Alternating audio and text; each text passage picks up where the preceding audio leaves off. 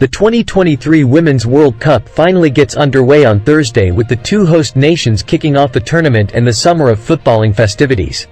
New Zealand starts things off with the co-host taking on Norway in the first game of the tournament. Australia then come up against the Republic of Ireland, with one of the competition's frontrunners looking to get off to a winning start in front of a home crowd. All eyes will be on two talented strikers in the opening games, as Ada Hegerberg returns to the World Cup for Norway and Sam Kerr leads Australia in her country's opening fixture. New Zealand vs Norway. New Zealand's unwanted record. The World Cup loves an underdog story, and buoyed by home support, New Zealand will be hoping to upset the odds and make a memorable start to this momentous occasion. It's hard to put into words. I don't know if I can even predict what I'm going to feel in that moment. I get so emotional just thinking about it. I love soccer. I love representing my country, New Zealand captain Ali Riley told CNN's Amanda Davies ahead of the opener. While New Zealand isn't expected to set the world alight during the tournament, this World Cup could have a huge impact on football in the country for generations to come. What this World Cup stands for and these milestones are even more important and bigger than me and any of my goals on the soccer field. So, I think for all of that to come together in one moment in New Zealand, with my friends and family there, I just think it will be absolutely hands down the highlight of my career, Riley added. However, coming into this tournament, New Zealand holds a record that nobody wants to have by its name. The Football Ferns are without a win from their 15 World Cup games. This is more than any side has played in the World Cup without achieving a single win, and the longest total run of any nation without a win in football's biggest competition.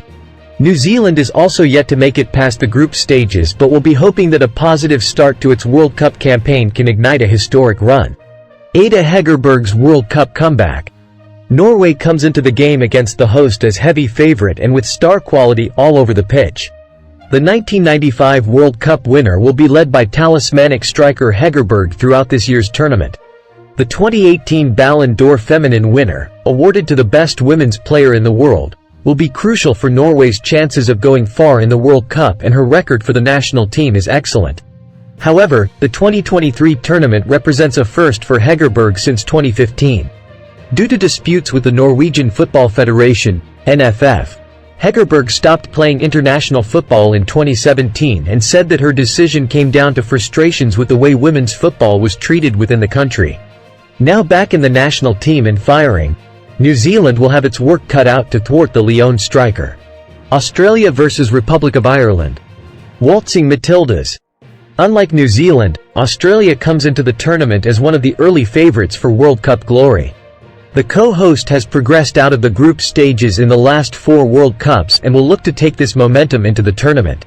The Matildas will believe they have a fighting chance of going far in the competition, and, with Kerr in attack, Australia has a constant goal threat going forward. The Chelsea striker is one of the world's most imperious goal scorers, and Australia's chances of progressing in this tournament will rest firmly on its star striker's performances. Australia will also be looking to make sure it gets off to a better start than in its last 3 opening World Cup games, after losing 1-0 against Brazil in 2011, 3-1 against the USA in 2015 and 2-1 against Italy in 2019. A sleepy start would send nerves coursing through the country, so getting off to a flyer is imperative. Standing in Australia's way in its opener is World Cup debutante the Republic of Ireland. The Republic of Ireland's captain and talisman is Arsenal's Swiss Army knife, Katie McCabe.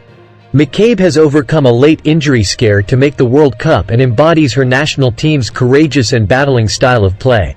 Ireland will need to channel McCabe's energy if the country are able to go toe-to-toe with Australia in the host's own backyard. However, the team comes into the game off the back of a rough-and-tumble friendly against Colombia. That game was abandoned after it was deemed overly physical, the Football Association of Ireland, FAI, said in a statement.